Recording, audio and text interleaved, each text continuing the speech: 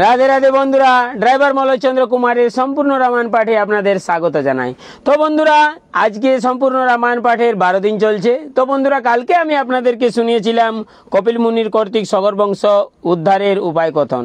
আর বন্ধুরা, আজকে আমি আপনাদেরকে শোনাবো গঙ্গার জন্ম বিবরণ ও মর্তলোকে সগরের গঙ্গা আনিতে গমন ও ভগীরথের জন্ম। তো চলুন বন্ধুরা শুরু করি। আপনারাও চলে আসুন আমার এই রামায়ণ পাঠের মাধ্যমে একটু রাম নাম শ্রবণ করে যান।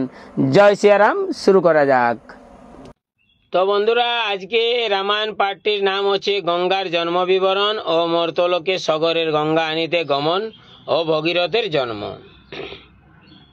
হে রাম, একদিন গোলকে বসিয়া নারায়ণ, চতুর্দিকে আরো যত দেব ঋষিগণ, সবা মাঝে ত্রিলোচন গান পঞ্চমুখে, দেব ঋষি স্বর্গবাসী পুলকিত দেখে, সিংহা বলে শ্রীরাম, ডুম্বুরে বলে হরি, পঞ্চমুখে পঞ্চানন গান ত্রিপুরারি, লক্ষ্মী সব বসিয়া আছেন মহাশয়, শুনিয়া সে গান হইলেন দ্রবময়, দ্রব রূপে হইলেন নিজে চক্রপাণী, সেই গঙ্গা জন্মিলেন পতিত পাবনী, সেই জল কমণ্ডলু পুরিয়া ধরে, রাখিলেন তুলিয়া বিধাতা নিজ ঘরে, সেই গঙ্গা যদি পার আনিতে নৃপতি, তবে সে সগর বংশ পাইবে সদ্গতি, অংশুমান তোমারে দিলাম বর, তব বংশ হেতু গঙ্গা হবে ন গোচর, ঘোড়া লইয়া অংশুমান অযোধ্যাতে যায়, বিবরণ কয়ে আসি সগরের প্রায়,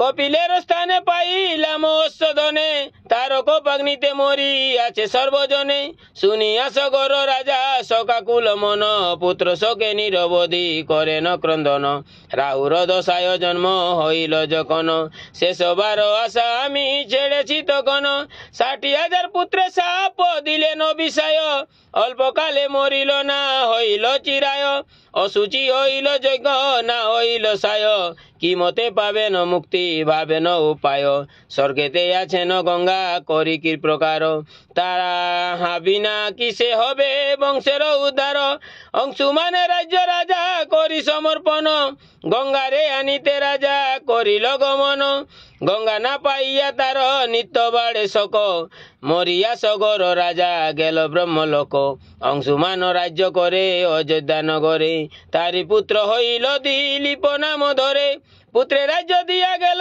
গঙ্গা নিবারে, তপ 10,000 বৎসর নারে, গঙ্গা না পাইয়া গেল স্বর্গের উপর, তাহারে দেখিয়া তুষ্ট দেব পুরন্দর, অপুত্রক রাজা দুঃখ ভাবেন অন্তরে, দুই নারী থুয়ে গেল অযোধ্যা নগরে, চলিল দিলীপ রাজা গঙ্গা অনুসারে, কঠোর তপস্যা করে তাকিও নারে, কবু জলাহার করে কবু অনাহার, অয়ুত বৎসর সেবা করিল ব্রহ্মার, তথাপি না পায় গঙ্গা না হয় শোক, মরিয়া দিলীপ রাজা গেল ব্রহ্মলোক, অরাজক হইল রাজ্য অযোধ্যা নগর, স্বর্গেতে চিন্তিত ব্রহ্মার পুরন্দর, শুনিয়াছি জন্মিবেন বিষ্ণু সূর্য কুলে, কেমনে বাড়িবে বংশ নির্মূল হইলে, ভাবিয়া সকল দেব যুক্তি করি মনে, অযোধ্যাতে পাঠাইল প্রভু ত্রিলোচনে, দিলীপ কামিনী দুই আছিলেন বাসে, বৃষ আরোহণে শিব গেলেন সকাশে, দহাকার প্রতি কহিলেন ত্রিপুরারি, মম বরে পুত্রবতী হবে এক নারী, দুই নারী কহে শুনি শিবের বচন, বিধবা মোরা কিসে হইবে নন্দন, শঙ্কর বলেন দুই জনে কর রতি, মম বরে একের হইবে সুসন্ততি, এই বর দিয়া গেল দেব ত্রিপুরারি, স্নান করি গেল দুই দিলীপের নারী, সম্প্রতিতে আছিলেন সে দুই যুবতী, কতদিনে একজন হইল ঋতুমতী, দয়েতে জানিল যদি দোহার সন্দর্ভ, দয়ে কেলি করিতে কের হইল গর্ভ, 10 মাস হইল গর্ভ প্রসব সময়, মাংস পিণ্ড মাত্র পুত্র হইল উদয়, পুত্র কলে করিয়া কান্ধেন দুইজন, হেন পুত্র বর কেন দিলা ত্রিলোচন, অস্থি নাই মাংস পিণ্ড চলিতে না পারে, দেখিয়া হাসিবে লোক সকল সংসারে, কলে করি নিল তারা চুপুড়ি ভিতরে, ফেলিবারে নিয়া গেল সরয়ূর তীরে, হেন কাল দেখিল বৈশিষ্ট্য তপধন, ধ্যানতে জানিল তার সকল কারণ, মুনি বলে থুয়ে যাও পথে সওয়াইয়া, করুণা করিবে কেহ আতুর দেখিয়া। পুত্র পথে সওয়াইয়া দহে গেল ঘরে, অষ্টাবক্র মুনি জান স্নান করিবারে। আট ঠাঁয় বাঁকা মুনি গমনে কাতর, বালকতে মনি করে পথের উপর।